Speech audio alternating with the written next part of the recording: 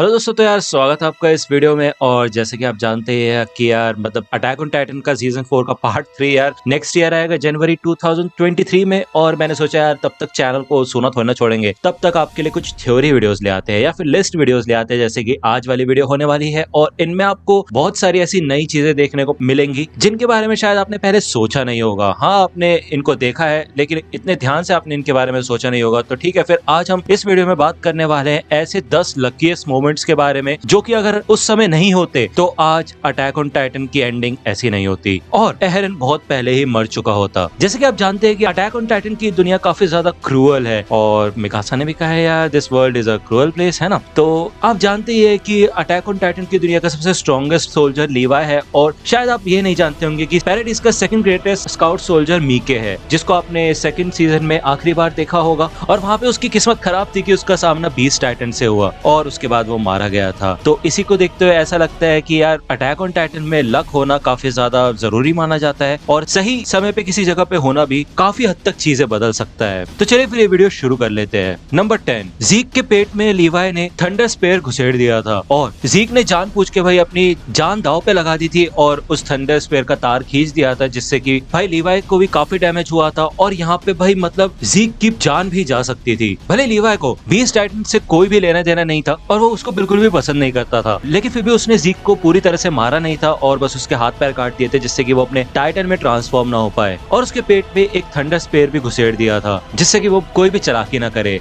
लेकिन भाई जीक ने यहाँ पे एक दाव खेला। उसे पता था कि यार अगर वो थंडर स्पेयर के एक्सप्लोजन से थोड़ा भी बच जाता है तो वो फिर से हील हो जाएगा, और ऐसा ही हुआ। अब आप खुद सोचिए, अगर जीक उस समय मर जाता तो एरन को कभी भी फाउंडिंग टाइटन मिलता ही नहीं। नंबर 9, इमेर। तो यार याद होगा आपको, जब इमेर राजा के सिपाहियों से बच के भाग रही थी तो वो यहाँ पे भाई पेड़ के तने के अंदर गई थी और एक पानी के सोते में गिर गई थी। तो यार वहां पे अगर गिरने के बाद वो हेलुसिजीनिया इमेर से कनेक्ट नहीं हुआ होता तो वहां पे इमेर मर जाती और मेरे ख्याल से ये श्राप की शुरुआत होती ही नहीं और टाइटन की ताकत भी इस दुनिया में आ नहीं पाती। ये बस एक लक की बात थी कि इमेर उस समय उस तालाब के अंदर गिरी और उसी समय वो हेलुसिजीनिया ने ये डिसाइड किया कि वो इमेर की बॉडी से जाके कनेक्ट हो जाएगा और तभी हमें दिखाई दी दुनिया की पहली टाइटन ट्रांसफॉर्मेशन। अगर ऐसा नहीं होता तो यार आज हम अटैक ऑन टाइटन को देख ही नहीं पाते। नंबर 8, ग्रिशा। तो यार जैसे कि आप जानते ही है कि जीक ने रेस्टोरेशनिस्ट को धोखा दिया था, सभी के सभी लोगों को, और यहाँ पे हो सकता था कि ग्रिशा को भी टाइटन बना दिया जाता और इस वजह से भाई ग्रिशा के पास कभी भी अटैक टाइटन आ ही नहीं पाता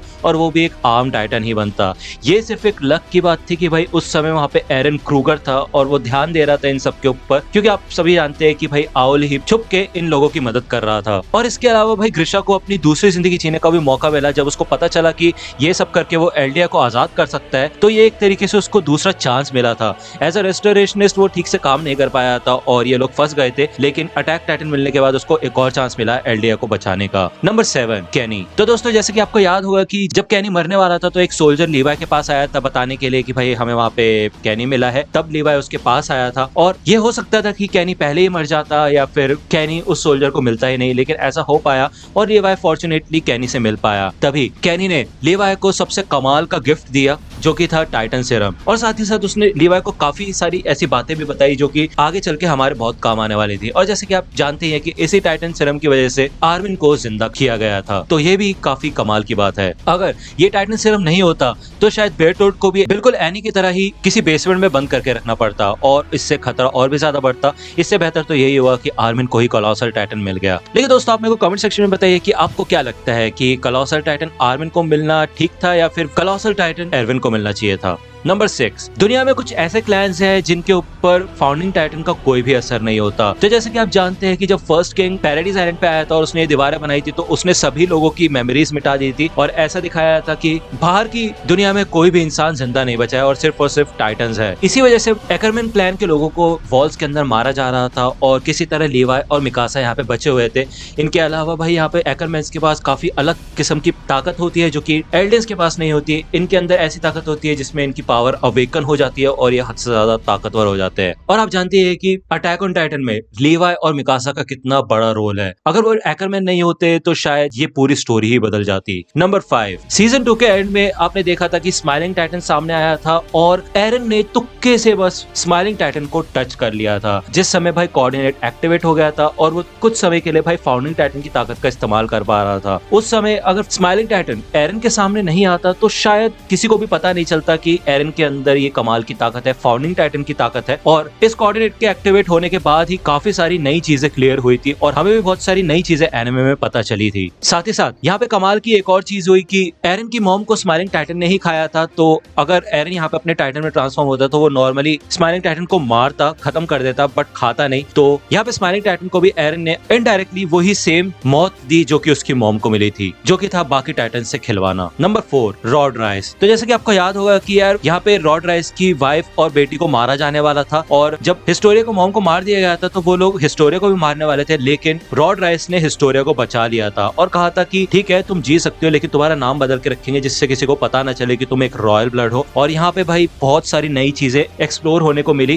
क्योंकि आप जानती है कि जब हिस्टोरिया क्वीन बनी थी और एरन ने हिस्टोरिया का हाथ टच किया था तभी उसने फ्यूचर की ज्यादातर मेमोरीज को देखा था। और अगर हिस्टोरिया वहां पे मर जाती तो मेरे ख्याल से एरन किसी भी रॉयल ब्लड वाले इंसान के कांटेक्ट में आ ही नहीं पाता सिवाय डायना फ्रिट्ज के, और डायना फ्रिट्ज भी वहीं पे मर गई थी भाई, स्माइलिंग टाइटन उधर ही मर गया था। तो मेरे ख्याल से भाई एरन फ्यूचर की मेमोरीज कभी देख ही नहीं पाता। नंबर 3, इतने समय गुजरने के बाद जब एरन मार्ले में आया था तो वहां पे उसको कोई पहचान ही नहीं पा रहा था। उसने वहां पे जाके अपना नाम मिस्टर क्रूगर रखा था क्योंकि उसने फ्यूचर और पास्ट की मेमोरीज देखी थी कि यार पास्ट में एक बंदा था एरन क्रूगर, तो उसी के नाम पे उसने अपना नाम यहाँ पे रखा था। और कमाल की बात यह है कि भले ही एरन येगर मार्ले का सबसे बड़ा दुश्मन है लेकिन तब भी ये लोग एरन को यहाँ पे पहचान नहीं पाए और इसी वजह से एरन फैल्को के भोलेपन का इस्तेमाल कर पाया और लिबेरियो पे ये सब अटैक कर पाए। अगर वहां पे एरन को पहचान लिया जाता तो पता नहीं क्या ही होता। Number 2, female Titan. तो जैसे कि आप जानते हैं फर्स्ट सीजन में जब 57th एक्सपीडिशन की शुरुआत हुई थी तो एकदम से वहां पे फीमेल टाइटन आ गई थी एरन को ढूंढते ढूंढते, और वो यहाँ पे बीच में भाई आर्मिन से भी मिली थी। उस समय भाई आर्मिन को बिल्कुल भी नहीं पता था कि ये क्या चल रहा है, लेकिन वहां पे वो एनी थी और वो जानती थी कि ये आर्मिन ही है और वो जान पूछ के उसको बड़े प्यार से देख रही थी, जिससे ये साबित होता है कि एनी भी शुरुआत से आर्मिन को हल्का हल्का पसंद किया करती थी। नंबर 1, तो यार जैसे कि आप जानती है कि अभी रिसेंटली सीजन 4 पार्ट 2 में गाबी ने भाई गोली चला दी थी, है ना, एंटी टाइटन राइफल चलाती थी एरन के गले पे, और जब एरन बस जीक की ओर भाग ही रहा था, यहाँ पे भाई बहुत चीजें बदल सकती थी, हद से ज्यादा चीजें बदल सकती थी, क्योंकि जीक यहाँ पे हिलने की हालत में नहीं था और गाबी ने एरन का सर उड़ा दिया था। ये सिर्फ एक लक की बात थी कि भाई एरन का सर जाके जीक के हाथों में गिरा, वो साइड में भी गिर सकता था, जीक से बहुत दूर भी गिर सकता था,